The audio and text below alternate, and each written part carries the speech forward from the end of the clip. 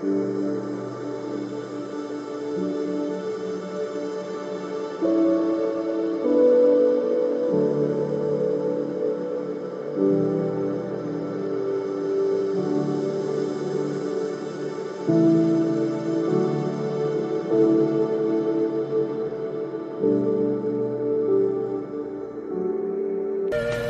perdão para o seu treinador, se justificar por que ele não foi na luta.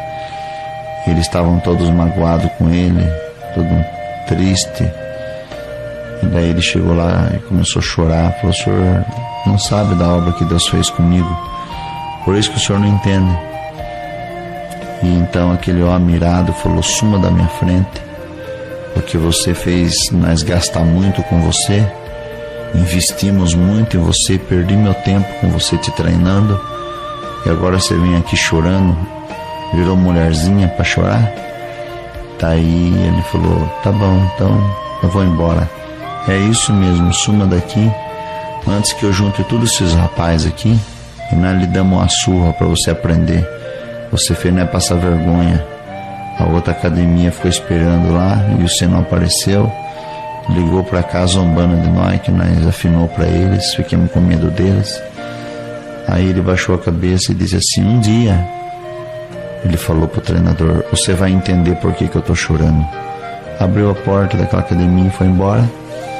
E ali, aquele moço foi levantado para o auxiliar de jovem. Mas ele entrou numa prova espiritual muito grande.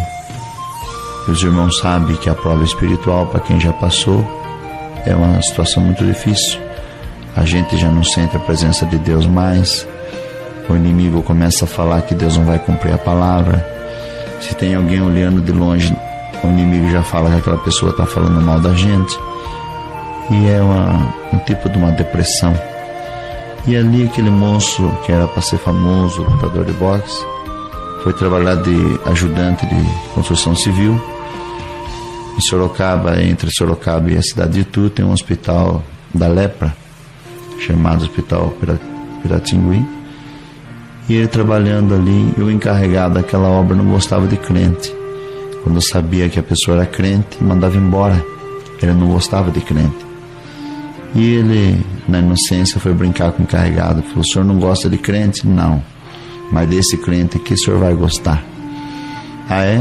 Eu vou gostar? Tá vendo aquela caçamba lá? E aquele entulho? Tô vendo. Pegue um carrinho de mão e uma pá, uma enxada, e enche aquele carrinho até 4 horas. Já era já tinha passado o horário do almoço.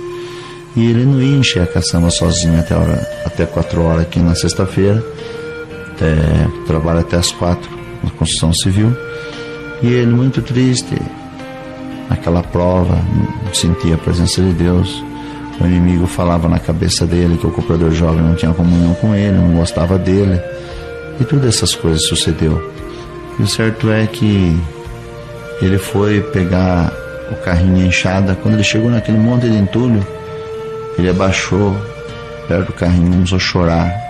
Ele apalpava seus músculos do braço com as mãos e percebia que seus músculos já estavam murchando, já tinham perdido aquela resistência, porque ele já não treinava mais. E ele começou a chorar e falou: eu acho que eu não vou mais ser crente não, Deus me abandonou, eu vou voltar para trás, vou lá pedir perdão para aquele meu treinador, vou tentar mais uma vez, se ele me dá uma chance, aí eu vou lutar.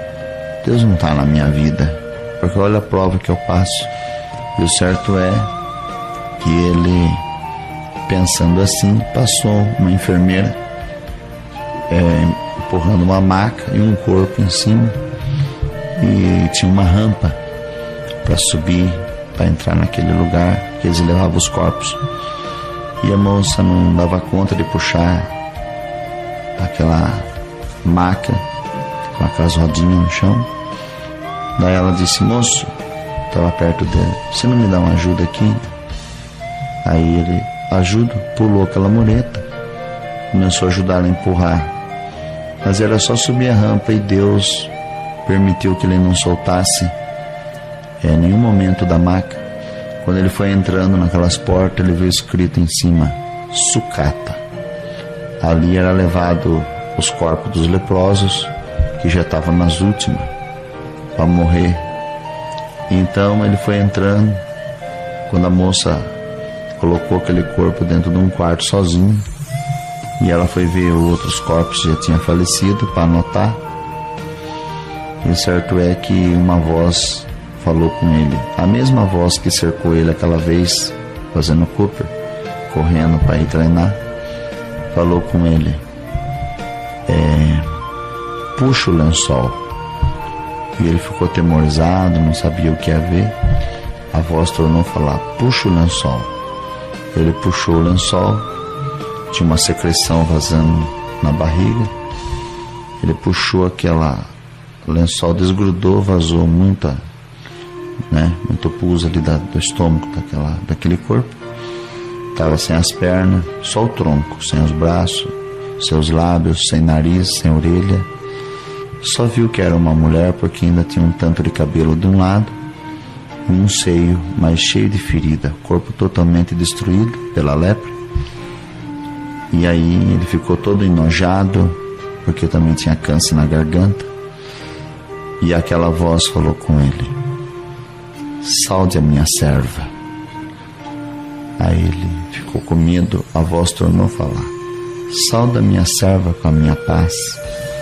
Aí ele chegou à boca dele, abaixou a boca dele perto do buraquinho onde estava a orelha, que era a orelha, só estava o crânio, e falou assim: paz Deus, serva de Deus. Com muito custo ela conseguiu abrir aquele olho lá no fundo.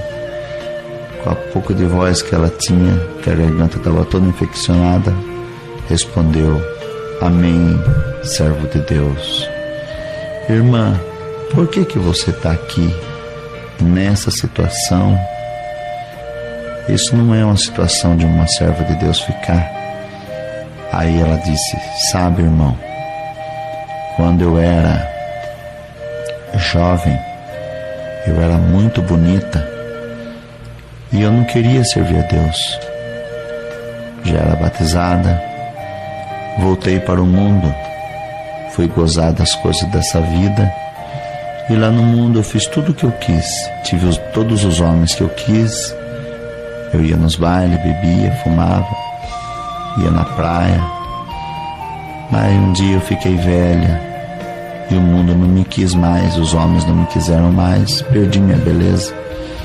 Uma tristeza de alma me tomou e eu então lembrei da congregação e voltei lá para perguntar para Deus se ainda me restava alguma chance de misericórdia. E sentei lá no último banco, não pus nem o véu na cabeça. E Deus tomou a boca do servo de Deus, não me conhecia, e falou assim: irmã, há muitos anos atrás, quando você era jovem, que eu precisava de você na minha obra, que eu precisava de você para tocar um órgão para mim na terra, para me louvar, para cantar. Eu precisava das suas pernas para você fazer missão e fazer visita. Eu precisava do seu nariz para sentir o bom cheiro de Cristo. Precisava das suas orelhas, dos seus ouvidos para ouvir minha palavra. E você me abandonou. Você me trocou pelas coisas do mundo. Mas eu sabia que você um dia ia vir aqui. Eu sabia que um dia você ia voltar. E para você saber que eu te amo, a sua coroa está na minha mão. Não dei ela para ninguém, porque eu sabia que você ia voltar. E para você saber que eu sou um Deus de misericórdia e que eu ainda te amo, eu te digo: a tua coroa está na minha mão, mas só vou te dar ela para você com uma condição: a tua carne vai pagar tudo que ela gozou e para mim salvar a tua alma. Saia daqui hoje com a lepra e com o câncer, porque a tua carne tem que pagar pelo que ela fez contra a sua alma. Em vez de um ai ou de uma murmuração, você dá um glória. E se você der um glória, a coroa está aqui na minha mão. Então é por isso, irmão, que eu estou aqui. Eu estou aqui por causa da coroa da vida eterna. Aí então ela disse: irmão, eu estou cansada, eu quero descansar agora. Eu cobri a serva de Deus de volta e voltei a carregar entulho. E quando eu estava carregando entulho, um carrinho, 2 carrinhos, aquela enfermeira passou e falou: moço, sabe aquela mulher que você estava conversando com ela? Sei, acabou de falecer. Deus falou com ele. Eu só deixei ela viva até hoje para te dar esse recado. Não volte para o mundo. Não tente me deixar, porque ela tinha perna e hoje não tem mais. Tinha mãos e braços para abraçar as bençãos e não tem mais. Tinha boca para dar glória, não quis dar glória, tirei a boca dela, não tem boca mais. Ela tinha nariz para sentir o bom cheiro, não tem mais. Tem ouvido para ouvir minha palavra, não quis ouvir, tirei dela. Não force eu fazer com você o mesmo que eu fiz com ela, porque as suas carnes para mim não têm valor, a não ser as vossas almas. Então aquele moço foi liberto daquela prova espiritual, deixou aqueles desejos carnais para trás, aquela prova espiritual deixou ele e está firme servindo a Deus na terra. Deus dá de contar essa obra, é uma obra muito pesada, difícil, mas quem ouvir ela saiba que a carne nossa para Deus não tem valor nenhum, mas a alma, ela almeja um dia ver a face de Deus. E um dia, depois de um tempo que esse irmão já servia a Deus, ele estava congregado na sua comum e alguém puxou o paletó dele pelas costas. Ele olhou para trás e ele olhou aquele homem de terno sorrindo e chorando, e ele não conheceu. E ele falou: você não está me conhecendo? Ele falou: não, meu irmão, não te conheço, eu sou o seu ex-treinador. Lembra que você falou que um dia eu ia entender por que você chorava? Deus também me chamou nessa graça, não sou mais treinador. Glória, agradeço a Deus por essa força, por essa obra que Ele me dá de contar, e Deus seja louvado.